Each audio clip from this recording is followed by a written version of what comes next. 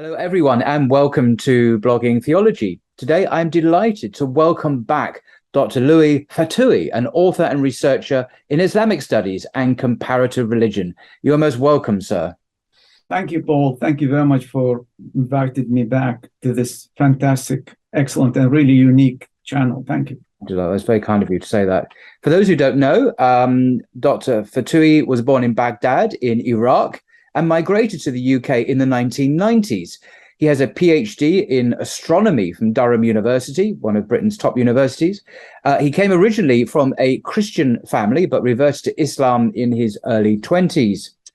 He's published over 25 books in English and Arabic in Islamic studies and published over 20 research papers in cosmology and applied historical astronomy and on the Islamic calendar. Today, however, he has kindly agreed to discuss the story of Joseph, the best of stories, as the Quran calls it, in the Bible and the Quran, especially the differences and their significance. So I hand over to you, sir. Thank you very much. Thank you, Paul. The subject, obviously, this subject is quite broad, detailed. So I had to be selective in what to cover and not basically make this interview just too long for viewers. So what I'm going to do, first of all, this is not a kind of interpretation, analysis of the surah or chapter of Joseph in full. That's not what we're doing. I'm only focusing on comparing episodes of the story in both scriptures, in the Quran and the Old Testament. And even in doing that, I had to be selective. So I chose some episodes, some events to focus on, which have particular significance. Each one of them kind of tells us something about how the story is told in both books, where the focus is, and what really the accuracy, inaccuracy, consistency, inconsistency issues there. Right.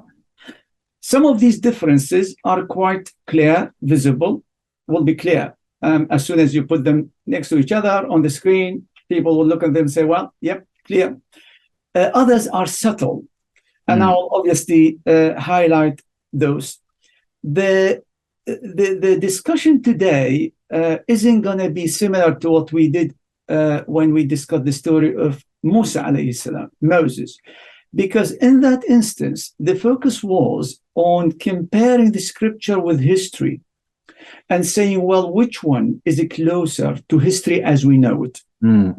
This is different. This does not make any external references outside the scriptures.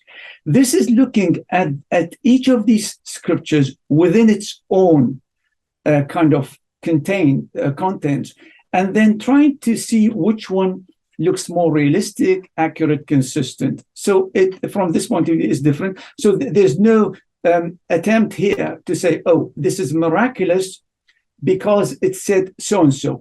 This is a comparative study. I see. It is not going to lead us at any point to say, well, this point in particular means this is definitely of divine source. That's not what we're talking about. I have to say as well that even though the story that we have in the Quran has similarities and differences, significant differences with the story in the Bible, the Muslim exegetes were quite influenced by the story in the Bible, the story of Joseph, as they were actually with other kind of accounts in the Bible. And you find a lot of details that have kind of crept into Muslim exegesis that has nothing to do with the Quran. Some of it might be reconcilable. Some of them look really not so. Obviously, there are a lot, as I mentioned, a lot of differences and similarities. Now, similarities are expected because these are, at the end of the day, is the same story.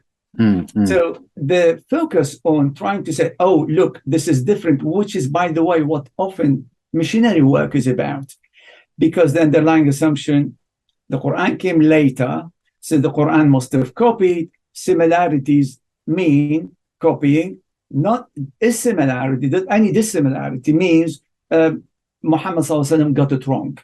Something went wrong. So it's kind of a quite cozy approach. Now, to give some overview of the text we have in the Quran, the surah of Joseph, the story of Joseph, is contained in this one surah and this one surah alone.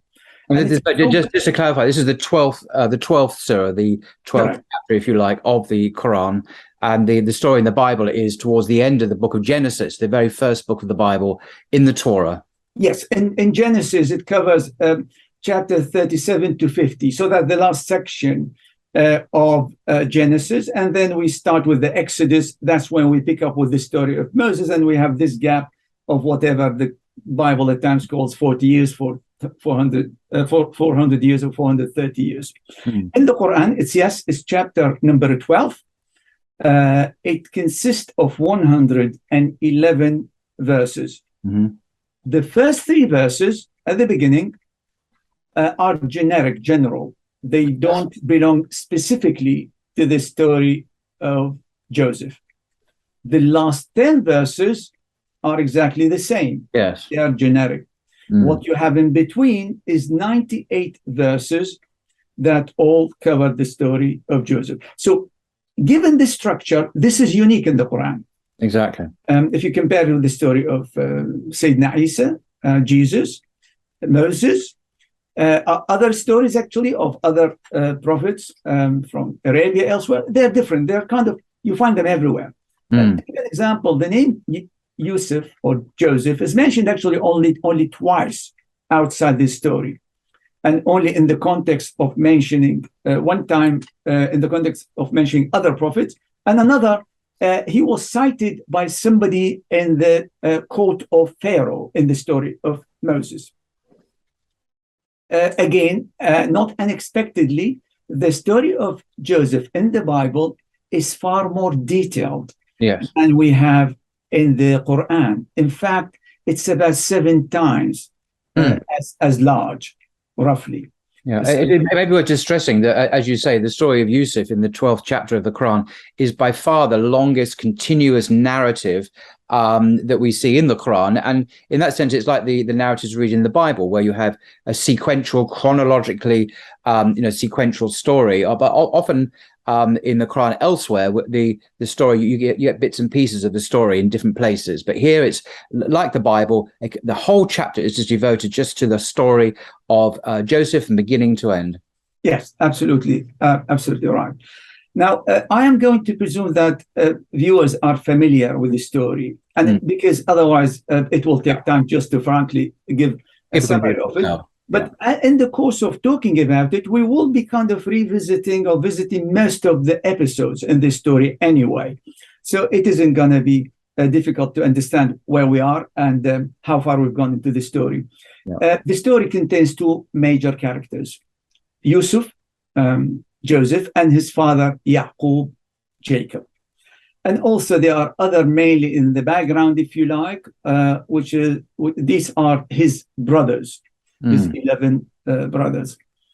I'm going to start, even though our focus is actually on the story of Joseph, I will start with an earlier episode, and I'm going to start with Isaac on his deathbed. Oh, yes. And I'm going to pick it from there because it's relevant, and we will see how. I'm going to share my screen because I've got slides here.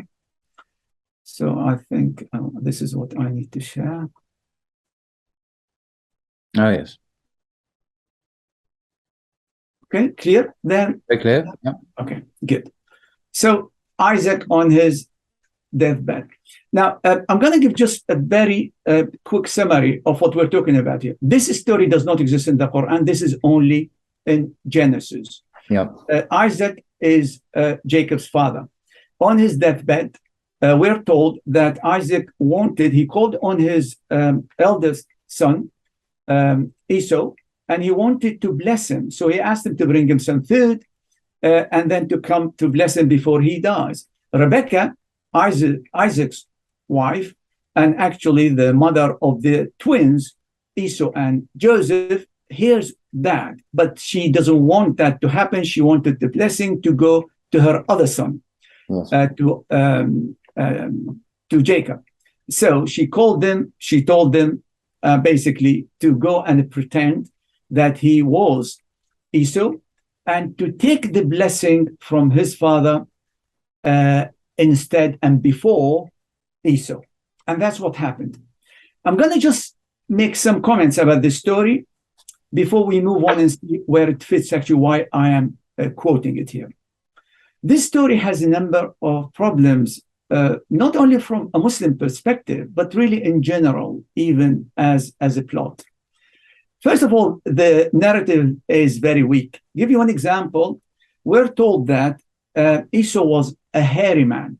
Now, if he went to take the blessing of his father, Isaac, who was kind of blind, so he couldn't see him, but surely he would have touched him and he would have realized that, well, this is not Esau, this is someone else. So what his mother did, she advised him, where she gave him garment that belongs to Esau, so he put it on, so that had the smell of Esau, and she put some goat skin on his hands and his skin, and his neck, and that, believe it or not, worked. So I'm not going to get too much involved, but just to give it. As you look here, we have real examples of pretty poor parenting here. The mother is discriminating between her two sons. Apologists usually say, try to explain that by saying, because at some point Esau sold his birthright to his brother. One day he was hungry, his brother was cooking, he told him, I want food. Well, I'll give you my birthright, which is kind of right for hereditary rights that usually belong to the eldest son. So that's the justification. And obviously the mother's commanded her son, Jacob, to go deceive and steal from his father. Yeah. Now, if that's not bad enough, we have very distorted role models here, and these are patriarchs, no less. So we've got one of them, at least, being deceptive and stealing from his father. And both of them look really, really naive. Isaac, I gave an example how he was tricked into giving the blessing to Jacob. He believed, he convinced him that he was actually Esau. But that's not only him.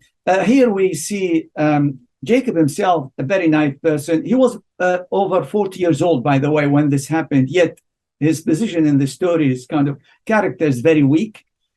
He couldn't say no to his mother, etc. And what happened? In fact, he was tricked even earlier in his life. So his father-in-law, when he wanted to leave him with his wife, Rachel, that is Isaac, we're talking about Jacob here.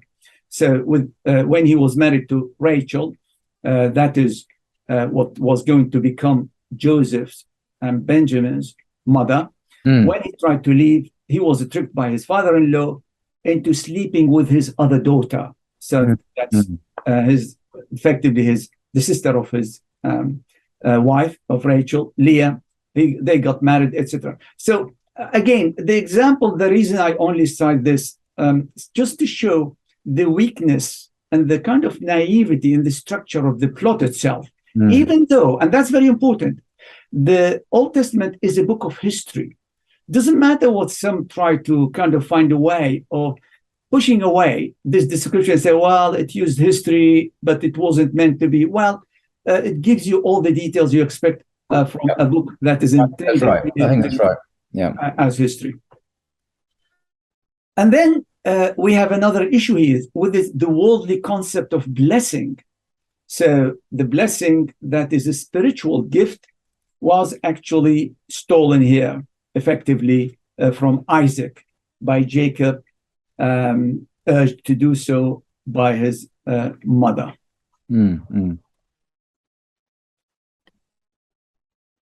Now, The concept of blessing here that we talked about, which was stolen, is effectively the equivalent of prophethood in the Quran. That's what we call prophethood. Now, prophethood in the Quran is very different in that it's given only by Allah. This is a selection, an election. Somebody gets chosen. This is one ayah. Indeed, we have revealed to you as we revealed to Noah and the prophets after him, and we've revealed to Abraham, Ishmael, Isaac, Jacob, and the descendants. The descendants being the 12 sons of Jacob. Jesus, Job, Jonah, Aaron, and Solomon, and to David we gave the book. The point is that this theme recurs in the Quran. Muhammad could not have stolen his blessing. We have evidence in the Bible that one of the patriarchs at least stole it from his father. Muhammad didn't do so, and the Quran that was revealed to Muhammad refutes the claim that anybody could have stolen from God, because that's what it is. Stealing a blessing is to steal from God. Well, good luck with that. Doesn't work. And then to just show another ayah, which is, this is when some people at the time of the Prophet argued. They looked at Muhammad sallallahu alaihi wasallam and they thought he wasn't worthy of the message. So they argued. And when a sign comes to them, they say, that's the polytheist, we will never believe until we're given like that which was given to the messenger of Allah. Then Allah comments on that. Allah knows best where to place his message. In other words, it cannot be stolen. It cannot only be granted by Allah subhanahu wa ta'ala. This story, Paul, actually sets the tone for what we learn about Jacob in the story and how he's presented. His image is far, far from the image you find in the Quran. If this is not a significant and substantial and fundamental difference, then I don't know what is. Because that's about the main character and indeed major characters in both scriptures. Can I just ask, I mean, maybe we can address this later. I don't want to derail your presentation, but at the end of the surah on Joseph, the last verse actually, it says, in their stories, there is truly a lesson for people of reason. This message cannot be a fabrication. Rather, it is a confirmation of previous revelation, a detailed explanation of all things, a guide and a mercy for people of faith. I was struck when it says, rather, it is a confirmation of previous revelation. Well, it's clearly not simply endorsing or reproducing in a condensed form or fully the biblical story in Genesis, because you're highlighting some, and will continue to highlight, I'm sure, some significant differences. So how are we to understand that it is confirmation of previous revelation? Is the Quran looking perhaps beyond the Bible to an original Torah, which didn't have these mistakes, shall we say, according to the Quran anyway?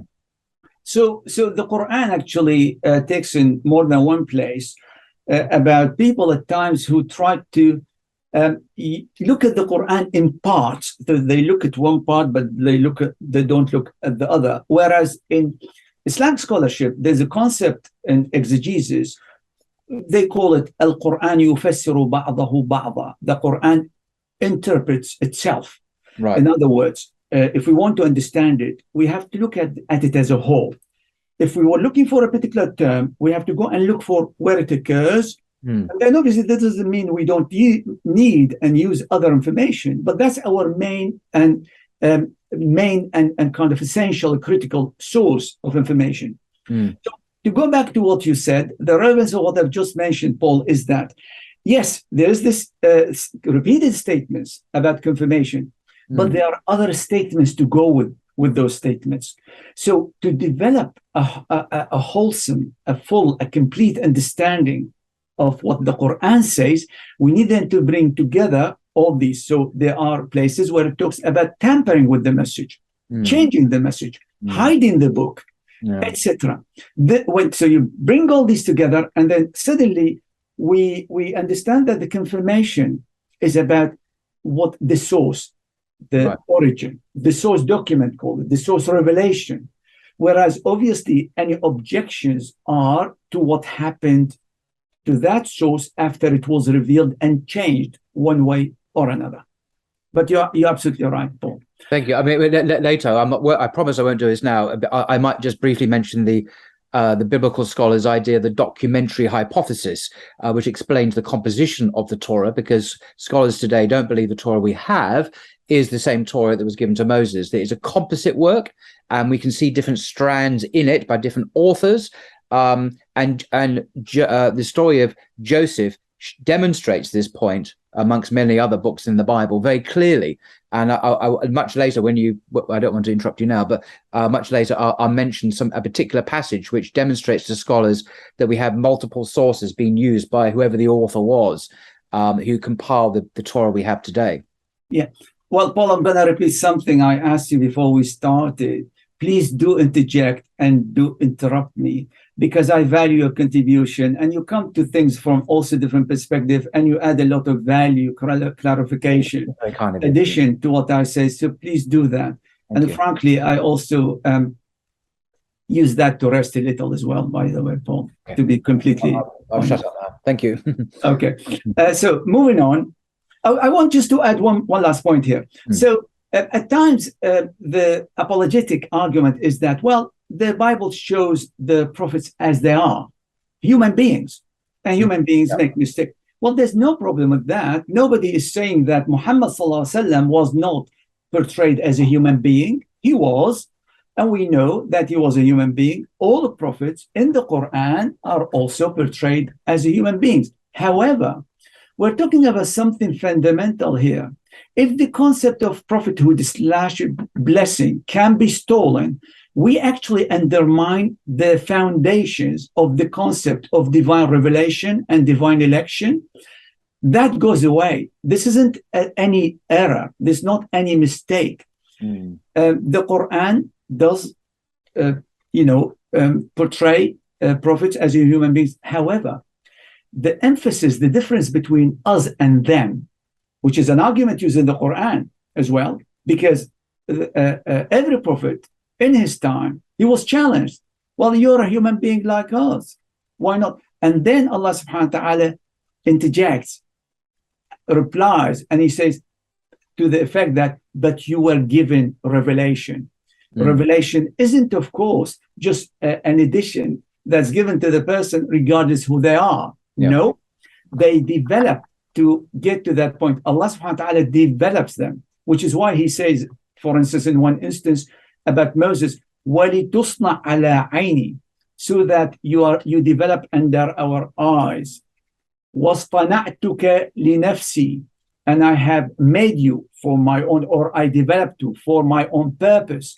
So the prophets in the Quran are human beings, but they have this distinction, which is the spiritual side of them that other people don't have. Right. Okay. Right. Now, what's interesting is that in the Quran, we have one deathbed scene, and that happened to me to be the one that belongs to Jacob, Isaac's son. Yeah. In the Bible, we also have a similar scene. In the Bible, what we're told, Jacob, he called his sons, and he did three things. He said three things. First of all, he blessed Joseph and his two sons. The second is that he asked to be buried in Canaan, where his ancestors were buried. And the third, he spoke to every one of his sons and told them what was going to happen to them in the future. So predictions about it. These are the three things that Jacob did on his deathbed. Now, obviously, he might have said other things, but that's what was highlighted by the writers, authors, editors of the Old Testament, of that text. Now, this is the scene in the Quran.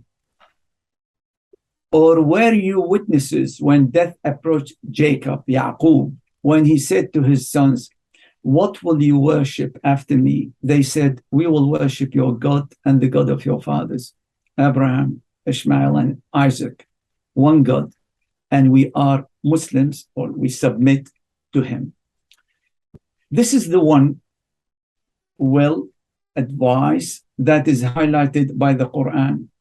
And you can see even in this kind of comparison, the difference and the emphasis of both scriptures. The ethnocentric nature of the Bible cannot be missed and appears and manifests itself on every page, indeed at times in every paragraph of a page. The exact opposite is the nature of the Quran. The Quran is Allah-centric. Yes. The Quran is God-centric. The Bible is people-centric, and it's ethnocentric, as in it belongs to one particular ethnicity. This is a huge difference between the two. This is an example, just wanted to cite. But then you can see the consistency, and we'll see it further about how Jacob is portrayed in the Quran.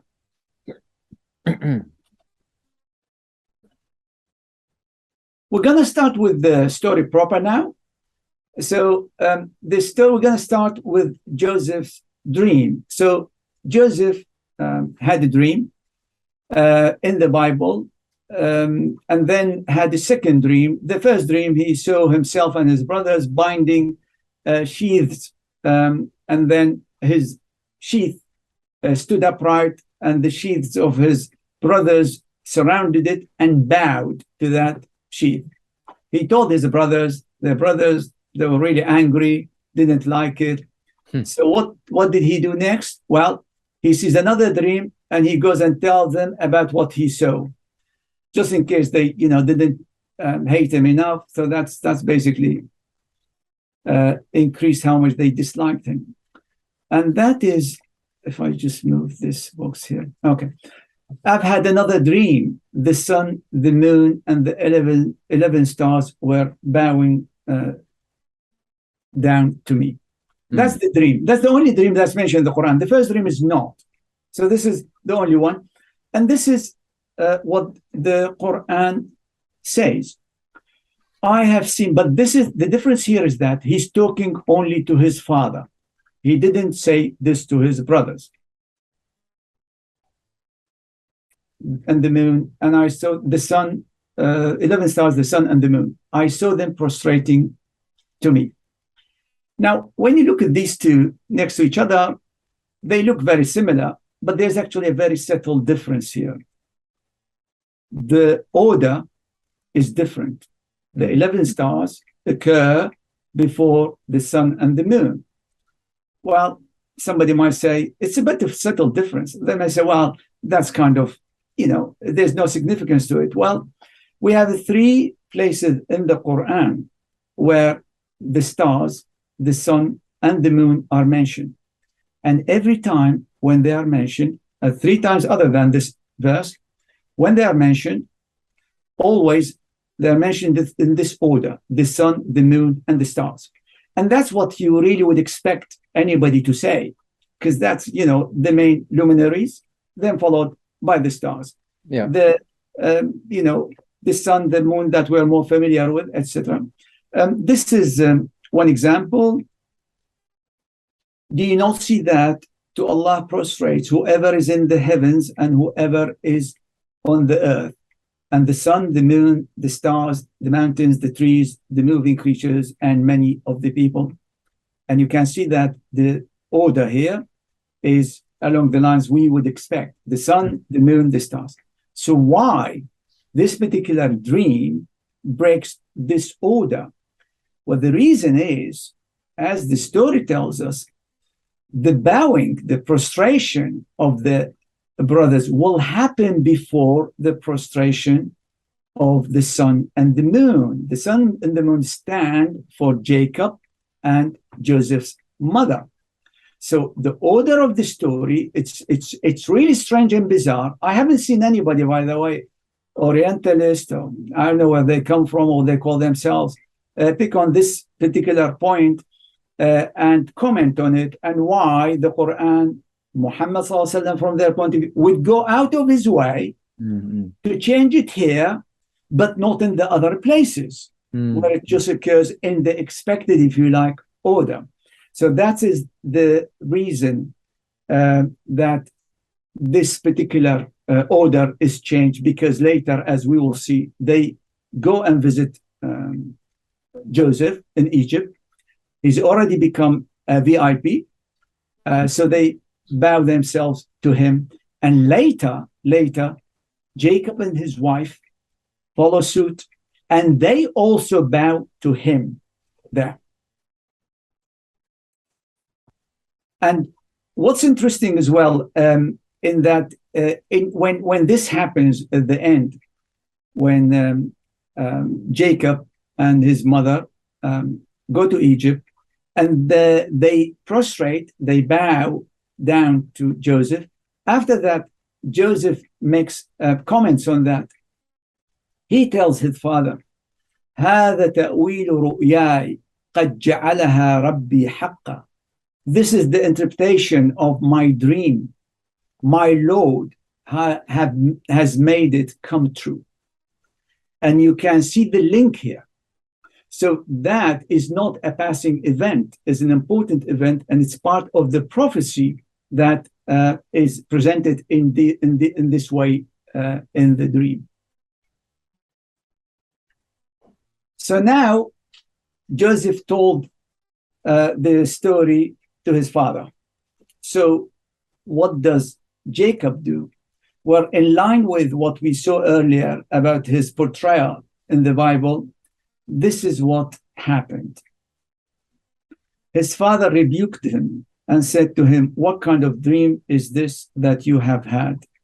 Shall we indeed come, I and your mother and your brothers, and bow to the ground before you? Jacob is angry, is unhappy about the dream. He's unaware of the significance of dreams, completely unaware. And he doesn't seem to be even aware that Joseph is not responsible for the dream. He's blaming him for the dream. Now, if this is something that, an adult said to someone, any adult, to a child, you would look at the adult and say, what are you talking about? I mean, this is a dream the child saw, and you're telling the child why you saw the dream. This is not any adult, and this is not any child. This is Jacob, the prophet, arguing that somehow Joseph was to blame for seeing the vision that he saw. The other issue here is that Joseph is talking about your mother. So mentioning your mother. Now, Rachel, Joseph's mother, actually died many years ago. So at the time of this incident, Rachel was no more. Leah died when Joseph went to Egypt. So she was still there, but then she's not his mother, of course. Then there is a maid of Rachel that Jacob was married to. So apologists usually say, well, maybe that's what it meant, that it was the mother that who would go there and bow, or that's the understanding of Jacob. Well, the problem here is that, first of all, these are assumptions. There's no indication. But what we know is that when the Bible tells us who went to Egypt, there is absolutely no mention of any of Jacob's wives. I've got here a quote, Jacob and all his offspring with him, they're talking about who went to Egypt, his sons and his sons' sons with him, his daughters and his sons' daughters, all his offspring he brought with him into Egypt. So they're listing everybody, but there's no mention of a mother. So again, it is significant because here he's talking about, or he thought that's going to happen. So what happened here? Jacob understood the dream, but the dream from in his own kind of, given the information that the Bible gives us, cannot be fulfilled, because by the time they go to Egypt, there is no mother. But then the problem is even bigger, because the dream was not fulfilled at all. What does that mean? When they went to Egypt, there is no information, there's no mention that Jacob alone bowed to, prostrated to Joseph. It's not mentioned anywhere. And even when Joseph asked his brothers to bring his father to Egypt, he was always talking about his father. He never mentioned my mother. You would think he would mention it if it had any presence in the story. It's not mentioned. In the Quran, this is what it says. This is what Jacob told Joseph. "Oh, my son, do not relate your vision to your brothers, or they will scheme a plan against you. Indeed, Satan is a manifest enemy of man. And thus will your Lord choose you, teach you the interpretation of speeches, and complete his favor on you and on the family of Jacob, as he completed it on your fathers before, Abraham and Isaac. Indeed, your Lord is knowing wise." Look at the reaction of Jacob in the Quran and compare it with its equivalent in the Bible. He's completely understanding this is a vision. This is not of Joseph's making. He understood right away its significance, and he understood that this is something that's going to happen. And he warned him against saying, recounting that to his brothers. And what's so interesting, he also understood what it means. Your Lord will choose you, teach you the interpretation of speeches or dreams. It's a general term. I don't want to get into it. It's a bit too technical. And complete his favor on you and on the family of Jacob. Look at the interpretation, Jacob's fantastic interpretation, because that's indeed what happened in the future. In the future, all of them prospered in this world, so they had better living. And all of his sons, the 10 sons who had problems with Jacob, with Joseph and Benjamin, were all reformed. All of them. So even that, he's reading into, about the future from the vision that he was told. Clearly, he could he has the same gift, if you like, that we will see Joseph had in interpreting dreams. Obviously, his brothers, Joseph's brothers, didn't like him. So they wanted they conspired, basically. They wanted to get rid of him. And according to the Bible, he was over 17. So we're told he's 17 when the story then picks up. And they decided to do something about him. But one day he was at home. They were pasturing the flock, but he wasn't with them for unknown reasons, even though he's an old man, or not, an adult. 17 and over means an adult, obviously. He wasn't working. So Jacob asked him to go and work with his brothers. So he went. When he went, they saw him at a distance as he was approaching. When he was approaching, they worked out a conspiracy there and then. So rather than, now this hatred or, bad feelings, ill feelings toward Joseph have been going on for ages, but actually the conspiracy happened there and then. They saw him coming, they started talking, and they first decided to kill him. Then Reuben, the elder, said, no, let's put him actually in the bottom of a dry pit. And then ultimately they sold him to a caravan. Reuben was away. Reuben wanted actually to take him back to his father, but then he went away. In the meantime, a caravan came, they sold him to the caravan. And the reason, we're told, they didn't like him, didn't like Joseph, because Jacob loved him. Why did he love him? Because he was the son of his old age. Now, obviously, what we know is that Benjamin was actually younger than Joseph. So if he was of his old age, then obviously Benjamin was even younger. In the Quran, there is no explanation as to why Jacob loved Joseph, it doesn't say that, it shows you why. There is no one statement. The story, when you read it, you know what he knew. He is a prophet. He knew. He was told a dream, and he concluded and inferred from that dream all kinds of things. So he was aware what Joseph was, what kind of person he was. That's why he loved him. Nothing to do with age, being young or not.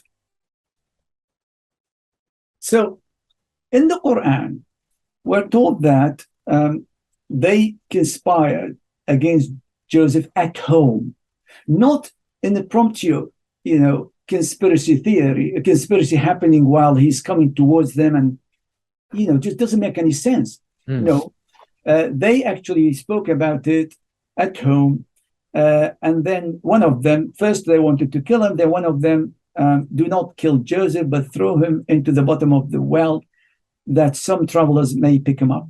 Yeah. Now, as you can see here, is that there are a lot of similarities, but the differences are also significant. And this is a theme you'll see throughout: similarities and significance.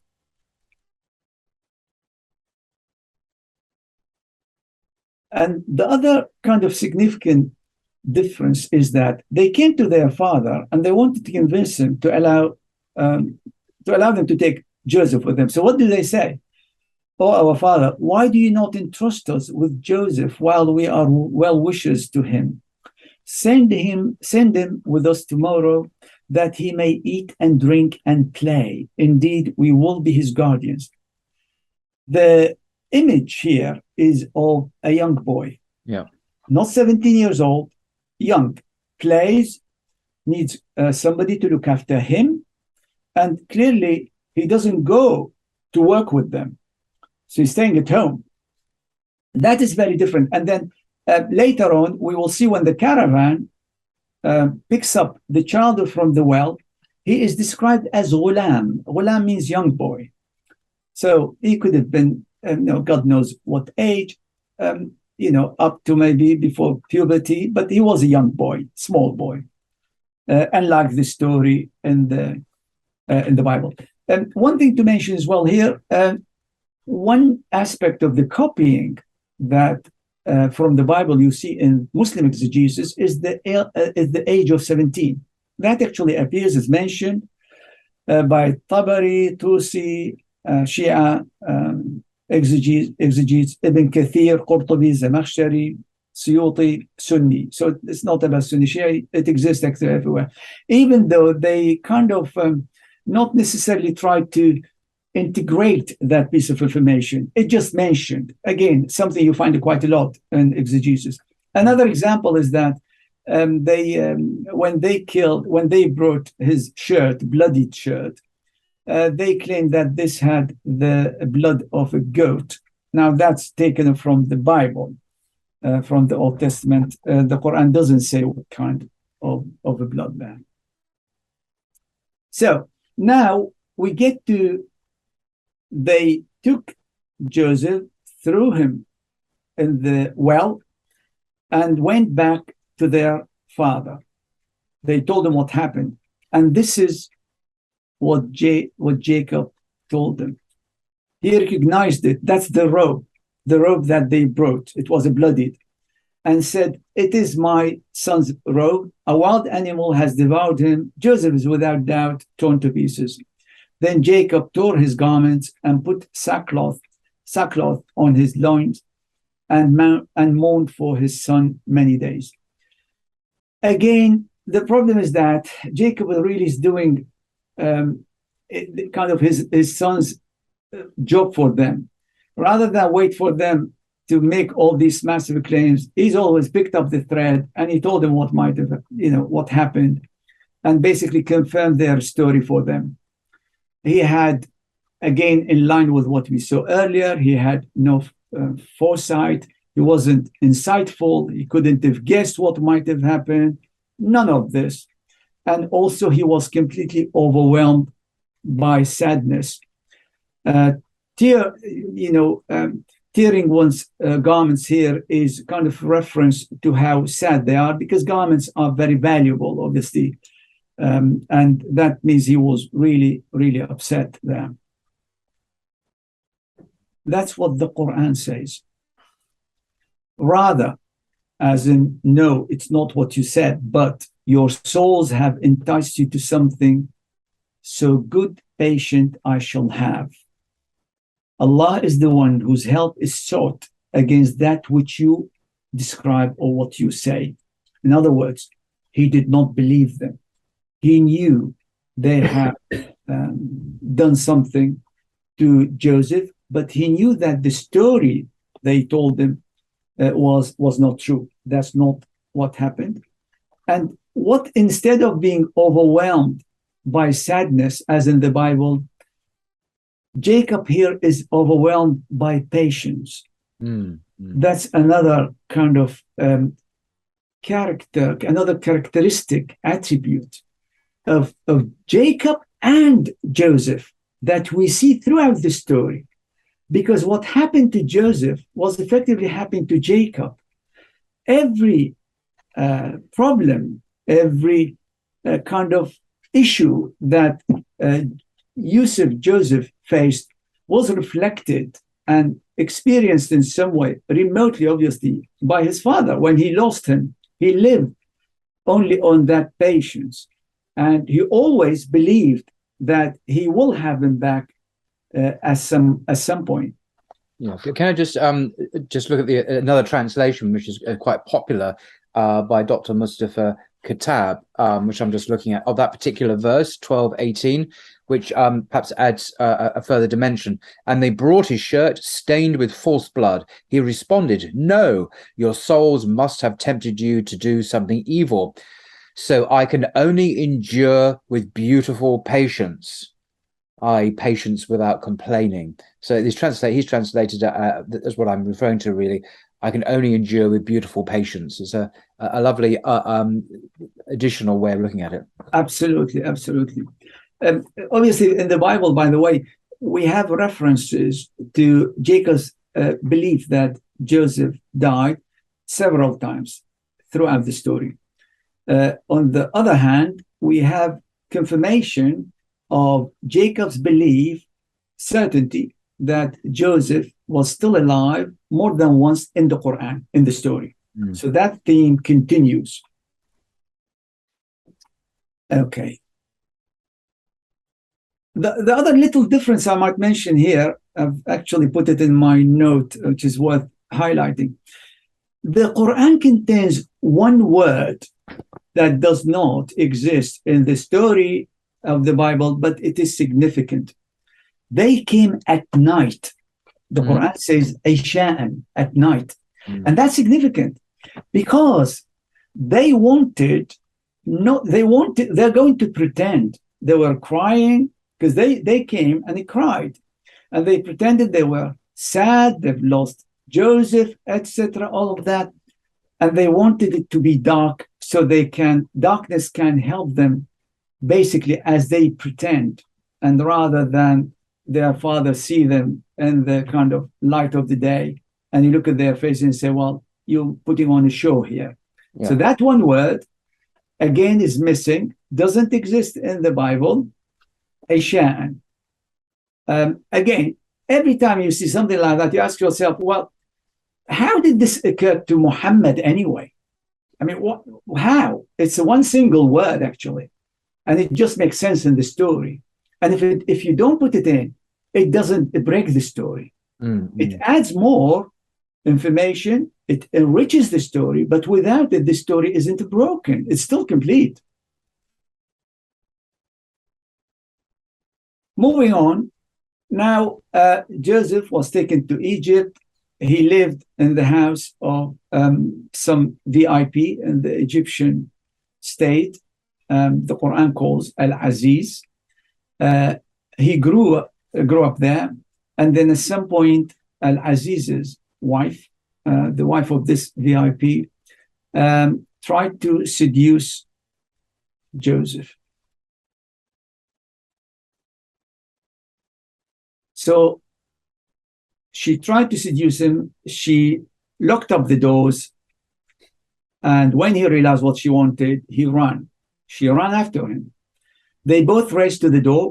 She tore his shirt from the back, and they found her husband at the door. She said, "What is the recompense, the punishment of one who intended evil for your wife, but that he be in prison, or a painful punishment?" So they ran together, and she tried to stop him leaving. In the course of doing that, she tore his shirt. They find themselves in the front of her husband. Mm. The reason why she made the accusation is completely clear. At the door, the position they were in, she had to explain what happened, what was happening. So she accused him of trying to assault her. So we understand fully why that accusation made, and we can see a clear role for the garment here, or for his shirt. This is the equivalent in the Old Testament. While no one else was in the house, she caught hold of his garment, saying, "Lie with me." But he left his garment in her hand and fled and ran outside. Then she called out to the members of her household, and she told them that he tried to assault her. Then she kept his garment by her until her master came home, and she told him the same story. There was nobody in the house. He left, and we know from the Old Testament that she's been trying to seduce him over a long period of time. There is no reason for her to stop at that point and to accuse him, definitely not in front of her husband, that he was trying to assault her. No reason whatsoever. So the reason, what I'm trying to say here is that the writer of this piece of text is aware of a role for that garment, is aware that there was an accusation that was made, but given the other details in the story they put, the accusation itself becomes without explanation. Mm. She did not need to do that. She had no idea. By the time her husband was back, Joseph was already at home. Joseph was at home. So nothing happened, given the details we have, that would have forced her to complain to her husband. But look at the story in the Quran. The story in the Quran, she had to complain, and she had to accuse him, because she had no option. Her husband was already there. Does this make sense to you, Paul? It does. Yeah, it's good. I like your fine observational skills here. You're looking at the subtleties and the nuances in the story, and bringing out the contrasts and the differences and their significance. So yeah, it's absolutely. Okay. So obviously, over time, at some point in time, he was still put in jail. He was put in jail. Joseph was put in jail. In the Bible, after the woman told her husband, he put him in jail. Then the story in the Quran is longer, but ultimately she still decided to put him in jail because he wouldn't accept her advances. So let's go to now. While he's in jail, he was joined by two servants of the king, we're told, and these are his cupbearer and his baker. The information is given in the Old Testament. And they wanted somebody, they saw dreams, each one of them, and they wanted an explanation, somebody to interpret the dream for them. They said to Joseph, "We have had dreams, and there is no one to interpret them." And Joseph said to them, do not interpretations belong to God? Please tell them to me. So why did they ask Joseph to explain those dreams, to interpret those dreams to them? Because there was no one else in jail. I mean, that doesn't sound very convincing, does it? I mean, so the fact that he happened to be around means they can just ask him for the interpretation. Yeah. So again, what you see here, and I keep on kind of repeating this thread, is the impression I get. It's not only the story, but often when you read these stories in the Bible and compare them with their equivalent stories in the Quran, as if the author had the seed of information is there, but so much was added, changed, that we ended up with some information that's correct, but try to situate it just doesn't work. The way they situated and the other details are provided, it just doesn't work. So what we know here is that he could interpret dreams, but when they try to explain why in the Bible, they say, well, because he happened to be around. There was no one else in jail. So if there was someone else in jail, they would have gone to that person, not necessarily Joseph. This is what the Quran says. After they tell him about the dreams, they say, inform us of its interpretation. Indeed, we see you to be of the good doers. Wow. So they looked at him and he was different to them. He looked somebody, the word is muhsin in Arabic. Muhsin is a more of a general term, not only good doer, but somebody of virtue, somebody who likely to have been behaving very well with them, very well-mannered who he was anyway, everywhere. And he must have helped them, served them, whatever, but that wasn't enough. And wouldn't it have been enough for them to say, well, why don't you interpret our dreams for us? Because that still wouldn't have made him necessarily the right person. So now he replies to their call. No food shall come to you for your sustenance, but before it comes to you, I shall tell you its interpretation. That's from what my Lord has taught me. Now we know what was going on. They had seen from Joseph things that made them believe he can interpret the dreams for them. He's already mentioned one of his capabilities. He could tell them what food would be brought to them before it comes to them. That tells us the reason why they asked him, not because he happened to be there and there was no one else. There's a reason for that. And the reason comes in the confirmation that they had already seen evidence that he was capable of some supernatural things. And that made them ask him to interpret the dreams for them. So,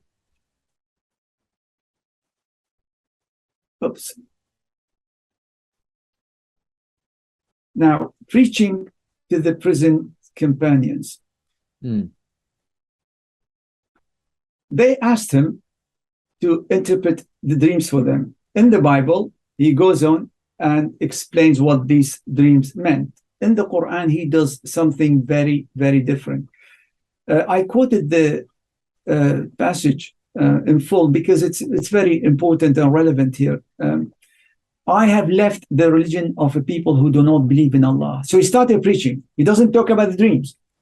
And they, in the hereafter, disbelieve. I have followed the religion of my fathers, Abraham, Isaac, and Jacob. It was not for us to associate anything with Allah. This is from the favor of Allah on us and on people. But most people are not grateful. All my two prison companions are separate. All my two prison companions are separate lords, better or Allah, the one that prevailing. You do not worship beside him other than names that you and your fathers have coined, for which Allah has sent down no authority. The judgment is not for Allah. He has commanded that you do not worship other than him. That is the true religion, but most people do not know. Now, look at the details of this kind of sermon. It is a sermon, really. And why would he say this now, not later? Because he wanted them to listen to all of that. He could have told them what their dreams meant. But what he did, he spoke about all of that before he gave them what they wanted within the interpretation of the dreams. So he started by saying how he ended up in prison because he would not accept the religion practices of where he was living. And then he says that he followed the religion of his fathers. And it's interesting when he says this is from the favor of Allah on us and on people, because whatever Allah subhanahu wa ta'ala gives to one of these teachers, prophets, he would have given to a lot of people who benefited from them. So it's not only to them, it's actually to people in general. And then he goes on, obviously, talking about the kind of what the message of Tawheed, Islam's starting point, Islam's ultimate reality, Tawheed, the oneness of Allah. That's the cornerstone of the Quran and what Islam is all about. We saw it when we looked at Jacob on his deathbed. He talked about that, Tawheed. And look at what his son is doing here before he moves on to interpret the dreams for his inmates. He's talking about Tawheed again. Mm-hmm. To give you an example. I mean, this is so just to stress the obvious. I mean, This is one of the very distinctive features of the Quran's telling of this story compared to the Bible. There's great emphasis on monotheism is a striking feature of the Quran. I mean, it's far less explicit or evident in the Joseph narrative in the Bible, I think. Yeah, absolutely. So this is a little summary. I wanted to create a kind of graphical representation of what we've just seen. Oh. So this is the Old Testament.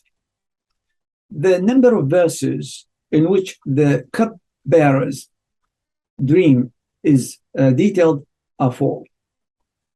Then an explanation is given in 2 verses by Joseph. The baker's dream occupies 2 verses. Another 2 verses interpret the dream. This is the Quran. 1 verse for both dreams. 4 verses of preaching. 1 verse, both interpretations. 65% of the episode is a preaching, 0% in the Bible. Mm-hmm. That shows a fundamental difference between history in the Quran and history in the Bible. Yeah. History in the Quran is used as a tool, as a means to convey messages. So if any book had a claim to say its history wasn't the proper history, it would have been the Bible, the Quran, not the Bible, really. The Bible cannot make this claim and say, well, history in the Bible is actually symbolic. It's not exact. No, that's what it's supposed to be, what it meant to be, is biographies throughout, most of it. Whereas in the Quran, it's both. It's real history, that's what the Quran says, but it's also used as a means. It's not the end itself. And what's interesting when you look at this little kind of graphical diagram, this diagram presentation of the episode, is that this happens even in the kind of most history-focused, history-centric chapter in the Quran, and that's quite something.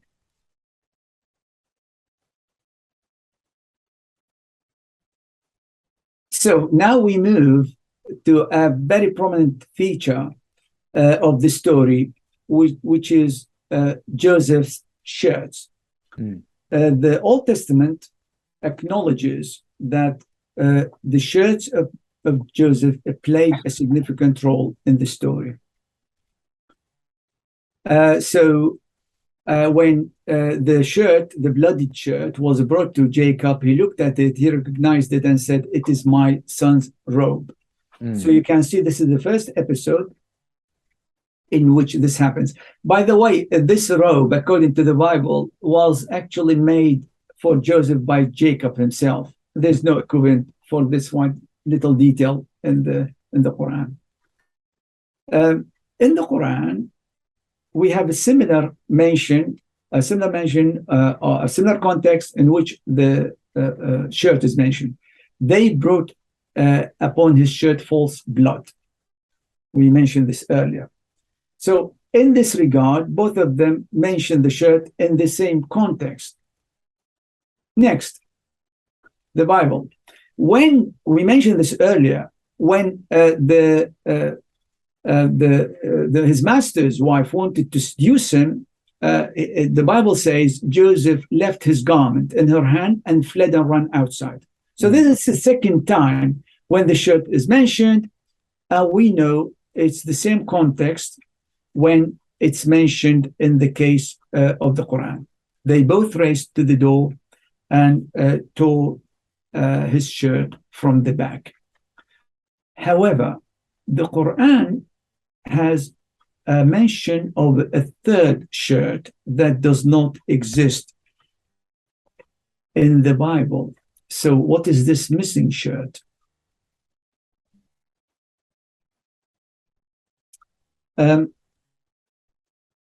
So in the Bible, probably I should have mentioned this earlier, but might as well talk about it now. When Joseph sent his brothers to Egypt and asked them to bring back Jacob, his father, and his family, he sent with them, the Bible tells us, those things, some of these things. To each one of them, he gave a set of garments, but no, to Benjamin, he gave us his young brother. He gave 300 pieces of silver and 5 sets of garments. He sent a lot of stuff to Jacob. None of them is a garment. There was no garment there. So there's no other role for a garment in the story. Whereas in the Quran, Jacob over time, at some point, as a result of his sadness over losing Joseph while knowing he was still there, he lost his sight, his eyesight. So Joseph told his brother, take this shirt of mine and cast it over the face of my father. He will become seeing. So he will start seeing once again. This missing shirt obviously means there's a missing miracle in the Old Testament, the miracle of basically bringing back this eyesight of Jacob. Now, the question is, can we detect any remnants of this story in the current text of the Bible? Oh, interesting question. Okay, let's have a look. So this is the verse when in the Quran, when the bearer of good tidings arrived, he cast it over his face and he regained his eyesight. He said, did I not tell you that I know from Allah that which you don't know? أَلَمْ أَقُلْ لَكُمْ إِنِّي أَعْلَمُ مِنَ اللَّهِ مَا لَا تَعْلَمُونَ. Remember when we spoke earlier, Paul, that Jacob knew all the time that Joseph was alive. But that losing his eyesight is one aspect of human nature we spoke about earlier. Mm-hmm. The sadness led to him losing his eyesight did not lead to him losing his faith, did not lead to him losing his ability to understand what the dream meant. He always knew his son was still alive.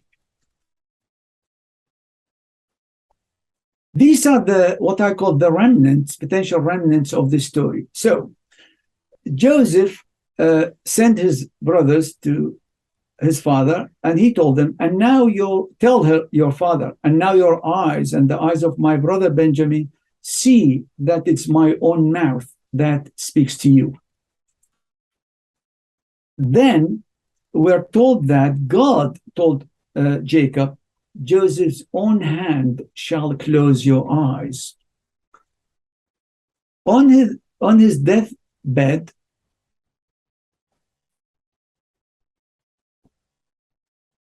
now the eyes of Israel were dim with age, and he couldn't see well. And finally, again on his deathbed, that Jacob talking, I did not expect to see your face, and here God has let me see your children also.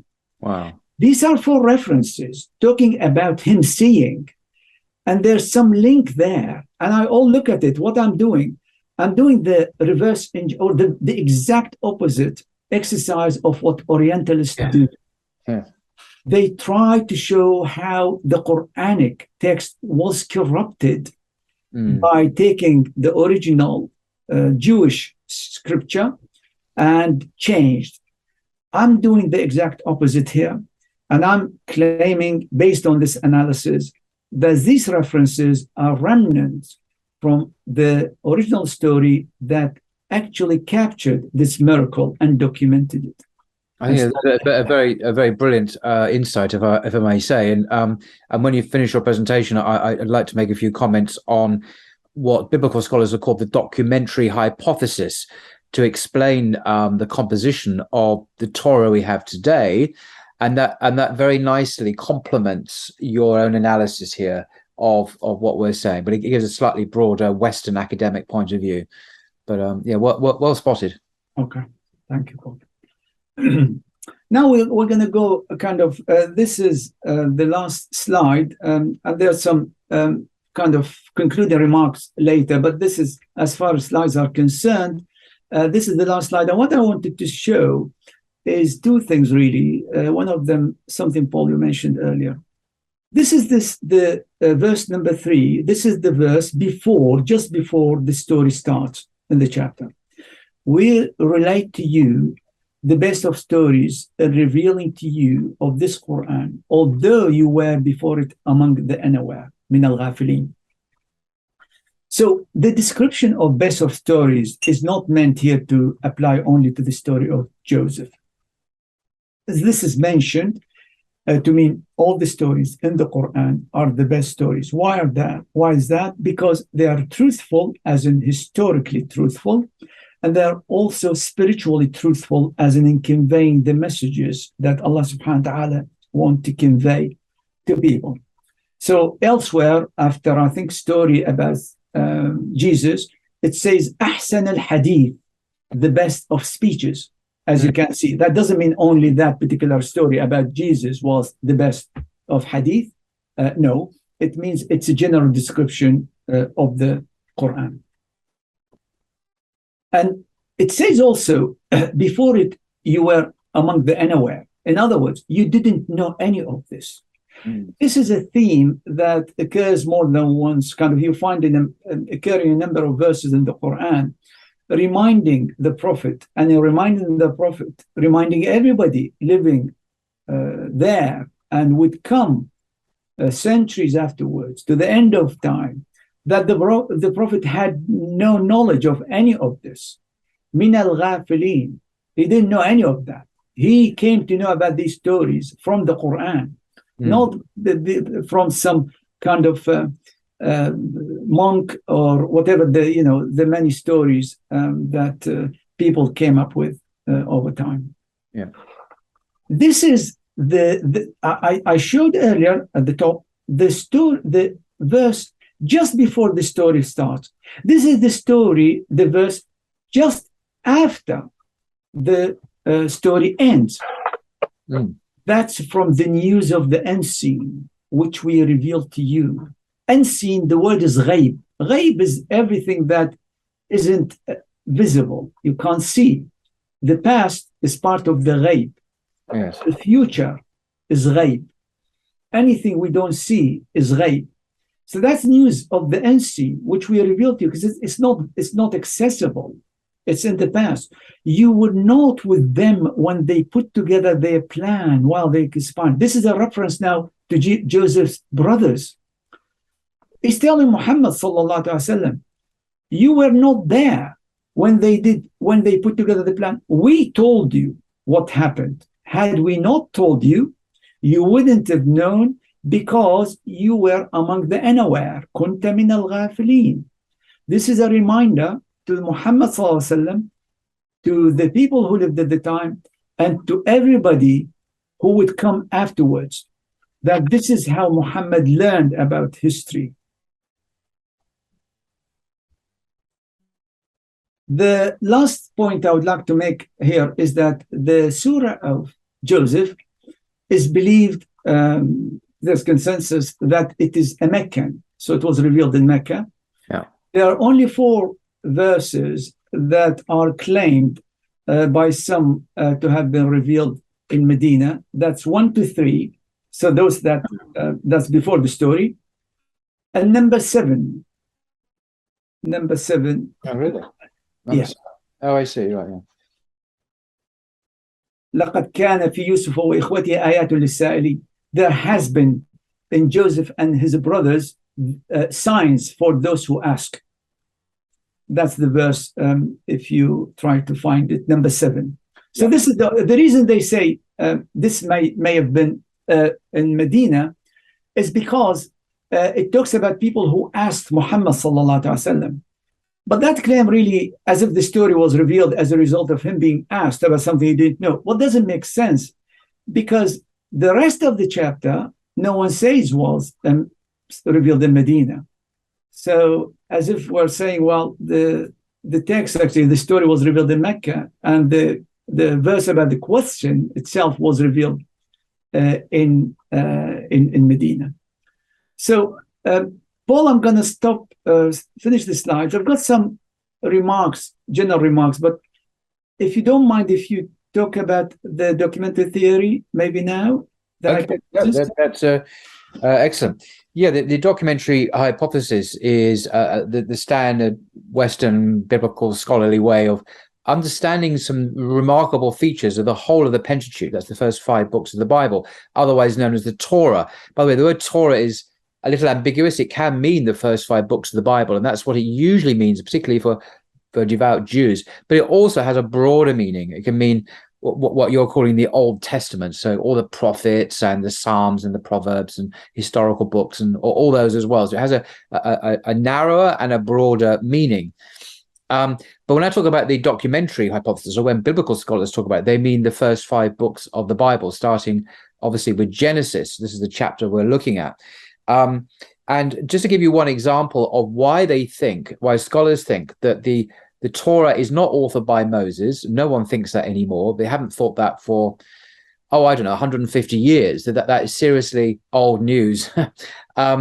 They've noticed many interesting features of the Pentateuch, which I'm not going to go into as a completely different subject, but there are many indications in the text that we have that it has multiple sources, multiple authors, multiple strands that have been in some way put together, mostly probably about 500 BC, thereabouts, by unknown editors. We don't know who they are, although we can guess at some of them perhaps. So I'm not going to go into that.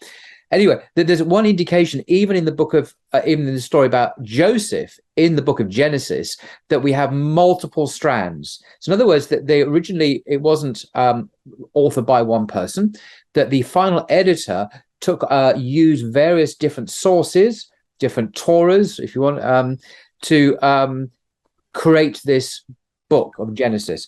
I just want to give you one example of this. Now I'm going to quote from this work. It's such a hefty work. I mean, you really need to do some weightlifting to pick this up every day. This is the Revised New Jerusalem Bible, the study edition. It's a new edition just out. It's officially endorsed and approved of by the Catholic Church itself. And indeed, Henry Wansborough, who's the editor, is actually a Benedictine monk, a Bushish guy, actually. Anyway, coming to chapter 27, the story of Joseph and his brothers, particularly where Joseph is sold by his brothers. You've already covered this, actually.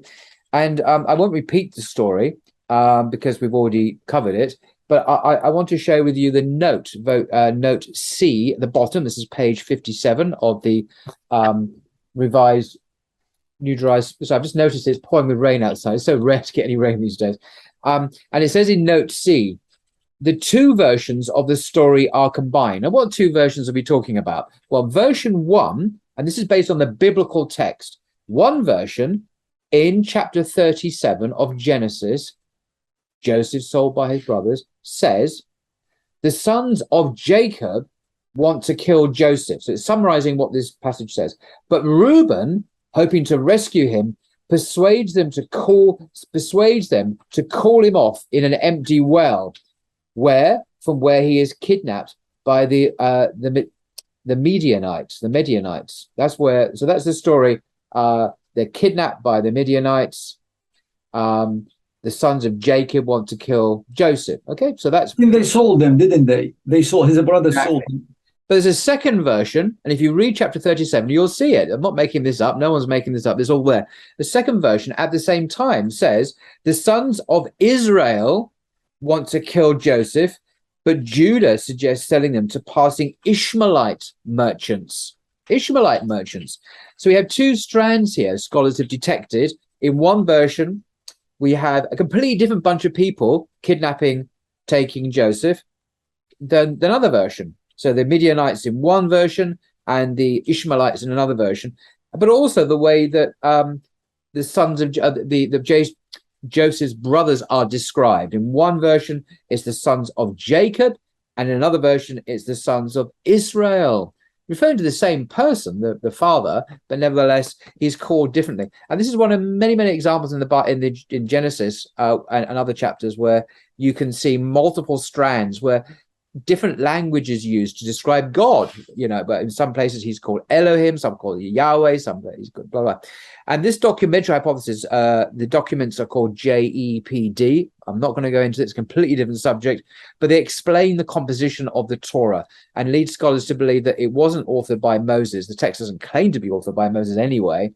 And this leads credence to the idea of the Quran perhaps critically interacting with this and emphasizing the truth of some of the stories in the way they're expressed in the Bible, whilst implicitly rejecting other versions of that story. So I just think it's a really interesting point to make about how Western biblical scholarship sees the Torah we have in a very complex, composite way. And that kind of fits in nicely, I think, with the Quran's own appreciation and criticism of the stories we find in the Torah as well. Absolutely, absolutely. Yeah, thank you very much, Paul. Absolutely. I think, to be fair, I mean, if anybody would read the Bible with a little bit of critical eye, they don't need to be a scholar. They can themselves quickly and easily find all kinds of gaps there.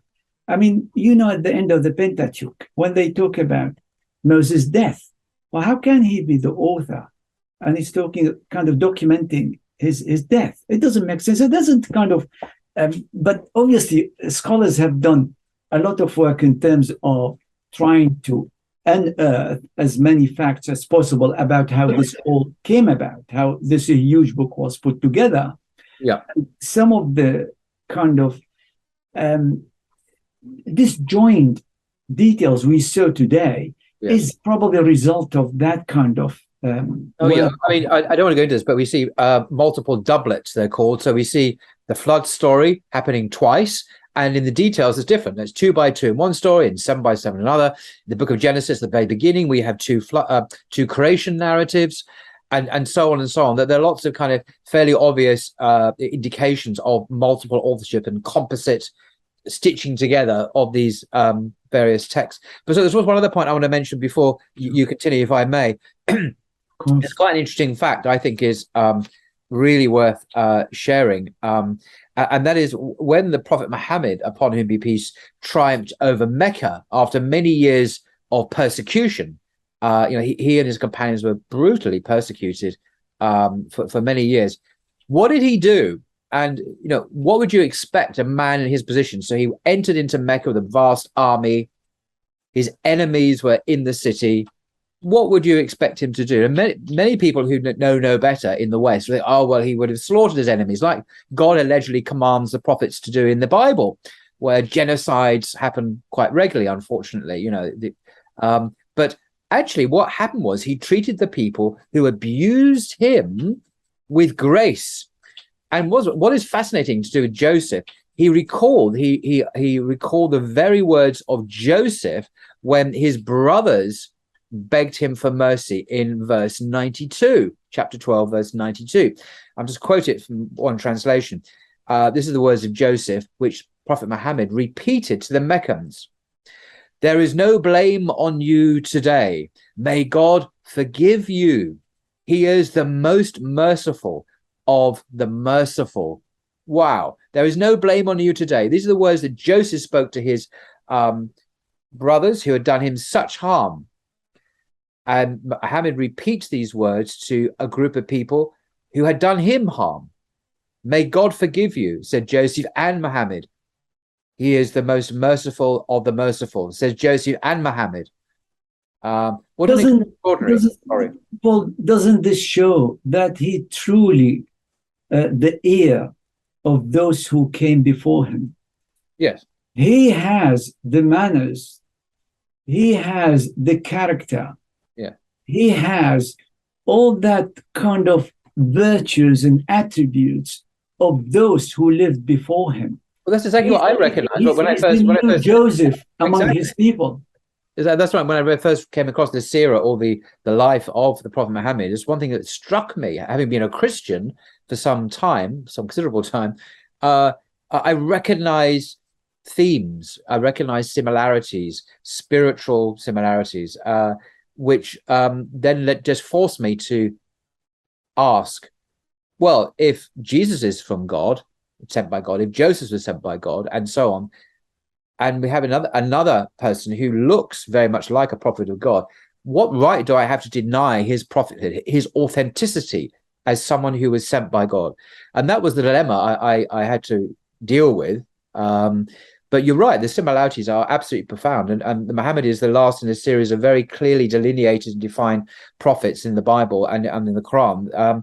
And you can see the similarities. So there's no reason why we should deny, if it looks like a prophet, talks like a prophet, behaves like a prophet, preaches like a prophet, then the chances are it is a prophet. Yeah, you're absolutely right. Absolutely right, Paul. Yeah, completely agree with you. Very, very kind of spot on and very insightful addition, Paul. Thank you very much. It's a beautiful episode, and it's very relevant, obviously, to what we're talking about. And I just want to say a few things about on the methodology of what we kind of did today. So let's start what we are actually doing, and what did we do? Well, we took two stories about the same character, historical character, covering more or less the same episodes, and compared them. And that's what everybody who looks kind of do comparative religion and compare texts would do exactly what we did here. The similarities, as I said, usually is looked at from the point of view of Muslims as expected, because at the end of the day, this is history and that's the same history. Any differences would then mean that changes were made to the older text at some point. From the other perspective, it's the other way around, because the Quran, the Old Testament is actually the accurate history, accurate account, and the Quran is changed. But I think what we should agree on is, regardless of which position you take, similarities are inevitable, and the similarities are it's not an indictment that there are similarities. This is only normal and expected. Where the work should focus on is actually the differences. The differences is where we come to learn more. And let me take one step back and say, well, yes, you're talking as a Muslim, but what a non-Muslim would do? Well, forget about non-Muslim, what an atheist would do. From an atheist point of view, the Quran could only have been created by a human being somewhere. Could have only been put together and could have only used other earlier sources, whether it's the Old Testament or others. Those scholars who work with this assumption as a starting point will have only one trajectory of research. The Quran is not being proven to have copied from the Bible. The Quran, in their works, only what happens is that they yield or they harvest what they basically planted. Yeah. That's what you started with. There is no other conclusion. You have one trajectory. Yeah. That's your assumption. That's its inevitable conclusion. Now, if we move to a believer, and let's not define them, a believer who believes there is something called divine revelation. So there's different now starting point. A believer must consider the possibility that the Old Testament is divine and the Quran is divine. They're looking at both of them, and then they study them. They can't dismiss them out of hand, because the concept as a possibility exists that both books are divine. If they disagree, then that's where the believer's work should focus on and say which book makes more sense, which one sounds to be more logical, more kind of in line with facts we know, and which one then is more likely to be the truth. Let me take this one step further. Let's say there's a hypothetical believer who looked at the Quran, at the Bible, and said, wow, there's just so many mistakes there. I can't accept that this is divine. Then they look at the Bible and the Quran and say, well, I find a lot of mistakes here as well. But there are less mistakes in the Quran. If that believer would want to be true to their approach as a believer who accommodates the concept of divine revelation in this world, then they must accept that the Quran is closer to the revelation, the original revelation, to the truth than the Bible. Even if they don't want to accept that all of it is true, it's comparative. It's comparative. That's, in my view, where the biggest failure, epistemologically speaking, when it comes to looking at the two scriptures. Some would say, oh, the Quran has so-and-so story, and I don't believe it, and I don't think it's true. Well, okay, well, follow through that argument, and let's apply it to the Bible. And where does that take you? And what do you conclude from that?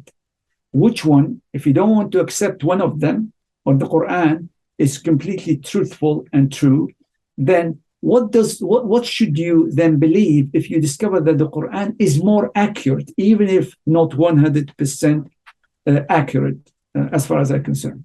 Well, I mean, on that particular point, I know you didn't bring it up, but it is a topic that is mentioned occasionally by some Muslims. In verse 1243 of the Quran refers to the king. This is the ruler of Egypt, more usually known as obviously the Pharaoh, and as he is indeed described in the Bible as the Pharaoh. But we now know from archaeological finds that actually at the time of Joseph, at this particular time, he wasn't called the Pharaoh, he was called the king. So the Quran actually makes a very almost in passing a very accurate historical point. Is not just copying from the Bible, obviously, whereas the Bible is anachronistically or very imprecisely using a title that wasn't used of the ruler of Egypt at that time. He was used of the ruler of Egypt at other times, but not at this time. So in terms of that kind of precise accuracy that you're referring to, there's one example that's often referred to. I think that's, again, this is one of the things that personally attracts me immensely to the Quran. And when I analyze the Quran and compare it with other scriptures or compare it with history, is the subtleties that exist there. The Quran doesn't shout and say, oh, hold on, look at that. You work and you find them scattered here and there, everywhere. And we will talk today about some of these subtleties. You look at them and say, wow, how did this happen? How would Muhammad actually put this together? Because if that was possible to put together by a person, well, those who worked on the Bible over centuries would have got it and would have done it. Other much more, I mean, don't want to derail this conversation, but the other examples that impress me more because of my own background is the way that Jesus' disciples are described in the Quran, compared to how very accurately, by the way, historically, compared to how Muhammad, peace be upon him, would have use language, as everyone did at that time in the 7th century, to describe them as Christians, for example. But that's not how they were described originally. In fact, the Quran is much more accurate in its description of who they were. And this has been noticed by biblical scholars and caused some bafflement as to how he got it so right from the 7th century, Shepherd being a 7th century inhabitant of Arabia. So that there are other examples that I find much more interesting because of my own personal background that just make that very point that you're making. Absolutely, absolutely. So just to recap this little point is, if somebody is reviewing, say, this discussion we had today, the question really isn't which of the two texts looks divine in origin. You don't want even to ask that question to start with. Just look at them and say which one looks more accurate and more trustworthy than the other. Which one is more realistic? Which one is more consistent? And ask yourself, if you believe that Muhammad put together this Quran, why would he leave out some details? Why would he would add others? Why would he leave out details that would break the story? And that we find them in the Bible, and they break actually the plot there, the story. And why he would add others that fit completely in the story and make full sense. If he was copying, surely if he was capable to copy that much, he had a lot on his hands, frankly, trying to occupy the whole area and, become the warlord that he was supposed that he became ultimately, to spend time actually working those minor details. Yes. The last point I would like to make is that, well, before that, I might mention as well, some people at times attack, let's say, a discussion like this or of another subject by attacking the Quran or Islam for a different reason. And this happens quite a lot. So they would look at this and say, okay, well, the answer is that, well, the Quran made a mistake on XYZ and they took it someone else. Or I don't like how Muhammad ﷺ behaved in XYZ. Well, that's a category error. That is a category error. You can't do that. You can pick up this thread and talk about it independently, separately. But when you look at this particular discussion, you have to consider it within the type. We are talking within type here. You can't just move on and talk about something completely different. So, last point, Paul. What about other sources? We've been talking about the Old Testament, and I can see and I can, imagine some people out there thinking, what about Syriac sources? We didn't talk about them. There is actually a theory that developed at some point, probably early in the last century, where some scholars claimed that the Quran didn't take only from stuff from the Jewish writings, but also from Syriac sources. There are specific sources mentioned at times from the 4th and 5th centuries, 6th centuries as well. And that's even in the very kind of specific context we're talking about, the story of Joseph. There's a scholar called Woodstone, who's Joseph Woodstone. I think he's in the University of Jerusalem right now, who wrote about this subject, but there are others who also contributed. But let me just say a couple of things here about that. So the Quran, according to Western scholarship, contains among its sources the canonical and the apocryphal Jewish and Christian writings. The Talmud, Christians' Syriac sources, and there are even people who quoted Aramaic poetry as sources. Now, imagine all of that, all of these sources, huge amount of sources. Now, on top of that, there's another assumption that says over time, the text of the Quran was changed. So there's another layer of complexity changing the text here over time, developed over time. So what do we have at the end? We have a multilingual library of diverse traditions that no one ever is known to have had access to. Muhammad had access to. That's right. Diverse, multilingual library of diverse sources, diverse traditions, oral, written, you name it. Muhammad sallallahu alaihi wasallam had access to. Now, who, where, and when?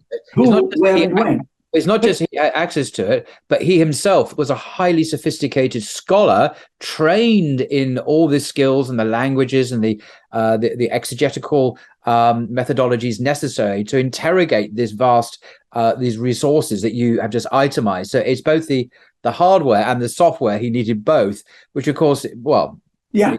And what are the kind of the background of all of this, the context? An illiterate man in a village called Mecca in the early 7th century.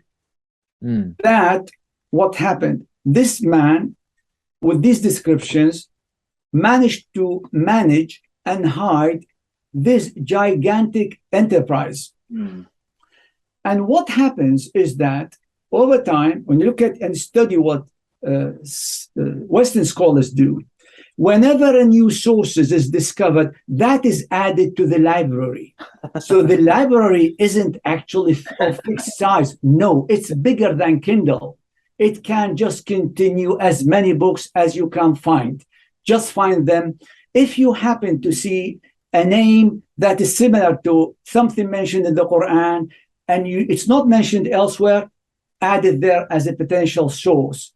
And over time, we have this huge amount of sources that apparently he had access to. And then to go back to your point, Paul, isn't only that he had access to all of these, managed them all, but the level of sophistication in fact, that level of sophistication isn't even known in modern scholarship, Western scholarship, because what happens when people discover new sources, you will find two effectively kind of main camps. There's those who focus on Jewish background to the Quran, and those who move to Syriac sources, those who say more.